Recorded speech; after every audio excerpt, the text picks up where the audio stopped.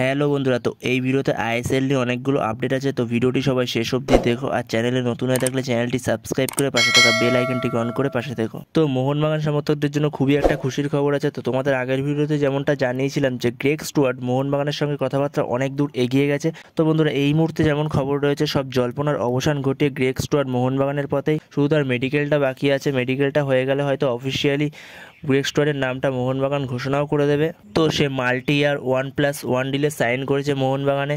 তো মোহনবাগানের জন্য একটা সেরা সাইনিং বলাই যায়, কোনো সন্দেহ নেই এ বিষয়ে। কারণ আমরা সবাই জানি গ্রেগ স্টুয়ার্ট কেমন প্লেয়ার, আমরা সবাই দেখেছি তার খেলা, সে কেমন খেলেছে। যে আড়াই বছর সে ইন্ডিয়াতে খেলেছিল, সে কেমন খেলেছে আমরা সবাই দেখেছি।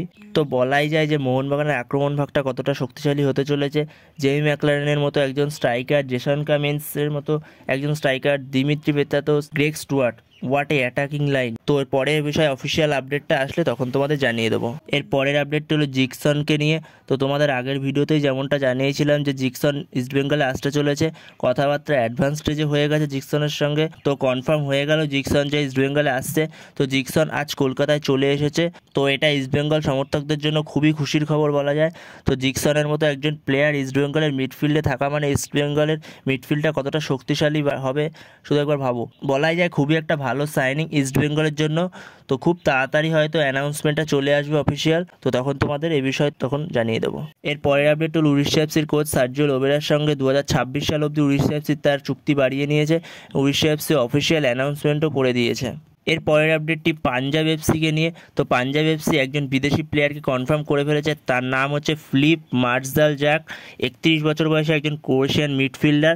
তো পাঞ্জাব এফসি 1 বছরের চুক্তিতে তাকে সাইন করিয়ে নিয়েছে।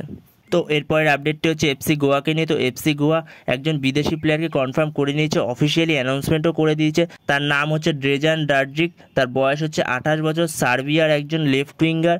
তো খুবই একজন ভালো প্লেয়ার। এফসি গোয়া 2 বছরের চুক্তিতে তাকে সই করিয়ে নিয়েছে নিজেদের দলে। তো বন্ধুরা, এই ভিডিওতে এই আপডেটগুলো দেওয়ার ছিল। তো ভিডিওটি ভালো লাগলে অবশ্যই লাইক শেয়ার সাবস্ক্রাইব করতে ভুলো না। তো নেক্সট ভিডিওতে দেখা হচ্ছে, ততক্ষণের জন্য বাই বাই।